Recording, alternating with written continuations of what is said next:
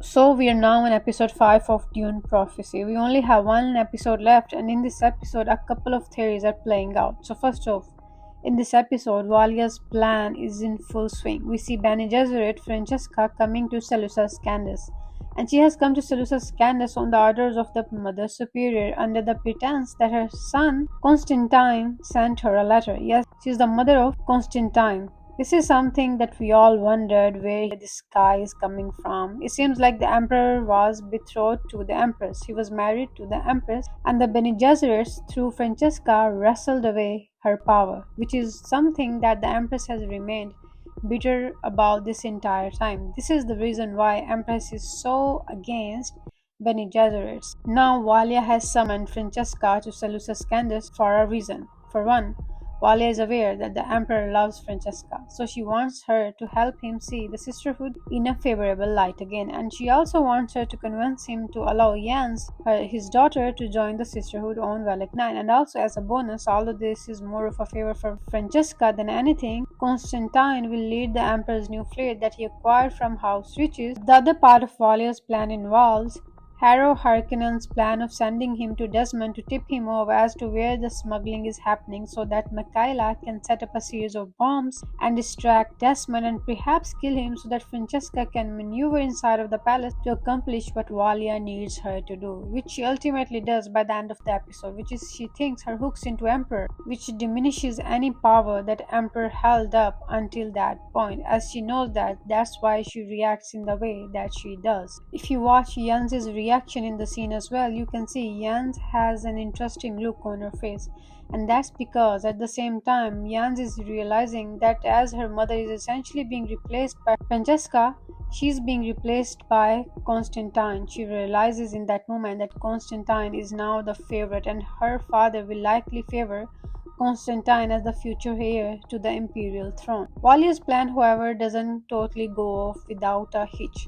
Desmond Hart actually survives the bombing, and exactly how he survives is not totally clear to me. He did activate his shield, and I guess it's an open question as to whether or not a shield would be strong enough to protect you in such a forceful explosion. It was certainly not a shield that protected him from dying after being swallowed by the sandworm, because shields in the desert is just not something that is done because of the way sandworms react to shield. It sends them into kind of a frenzy, so no one uses shields in the desert. But then again, if we are being shown the scene of Desmond surviving an explosion by using a shield, given what we know about the sandworms and the internal furnace of their insides, it is not beyond question that perhaps Desmond was swallowed by the sandworm and then turned on his shield after he got swallowed. So that allowed him to survive, and maybe the sandworms spit him out. We don't know about that. But Desmond does in fact survive this bombing, and when Valia learns of this, she says that she has a contingency plan that is meant to take care of Desmond. What's interesting about the scene is that we also see Michaela's reaction to all of this, and I think this represents what's happening with the sisterhood at this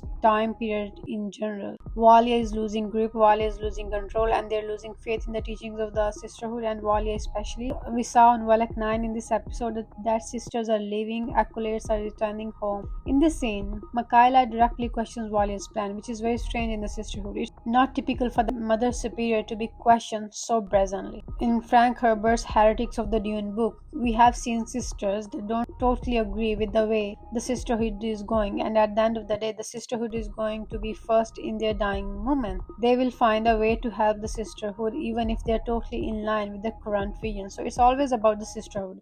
So it's very interesting to see what's happening with Michaela and that what is happening in general. There's a lot of questioning happening, and I wonder if that relates to the fact this is an earlier version of the sisterhood. There are two pretty significant reveals in this episode, and they were things that we had previously theorized about in other videos. One of those things was Lila being possessed. So Lila awakens in this episode, and we realize that she's sometimes not herself because she's dealing with other memories that are now present. And we do see at some point in this episode that she becomes fully possessed by Raquela, and this was a really interesting scene to me, although I wished Raquela had been more thoroughly explained. We see Lila battling with Raquela inside her mind, and it's clear that Lila is losing control of her own identity.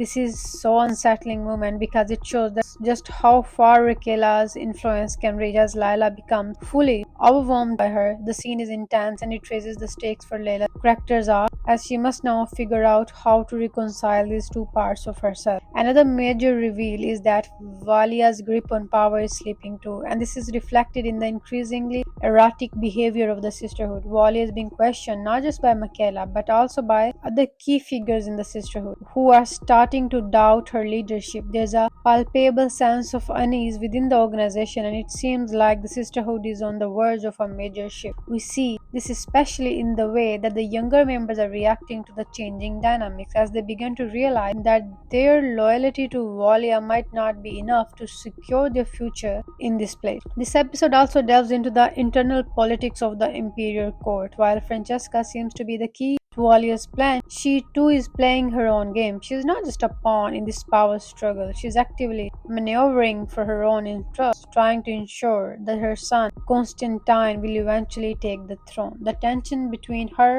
and Jans is astonishing, and it's clear that this power shift is having significant emotional consequences for everyone involved. Jans feels the sting of being replaced, and you can see her bitterness slowly building as she comes to terms with the fact that Constantine is now the Emperor's favored successor. As for the Emperor himself, he remains caught in the crossfire of all this politics. He clearly torn between his love for Francesca and his duty, but it's becoming more and more apparent that his control over the situation is weakening. He's increasingly vulnerable, both personally and politically, as Valia's influence continues to grow. One thing that stood out to me in this episode was how much it focused on the theme of loyalty and betrayal. Characters who were once aligned with each other are now becoming enemies, and the shifting allegiances are adding a layer of complexity to the story.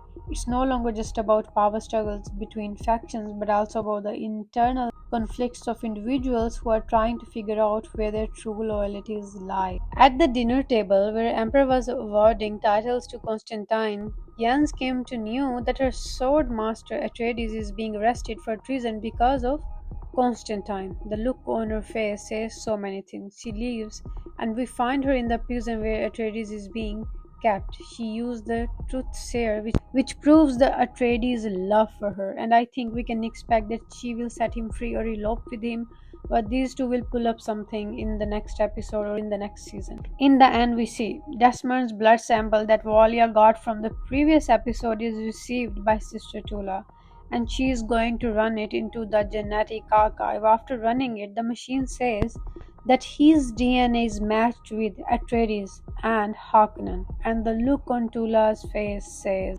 everything we need to know, that this is Tula's child that she had abandoned. At the same time, we see the scene where Empress is approaching Desmond hurt by the Emperor's earlier show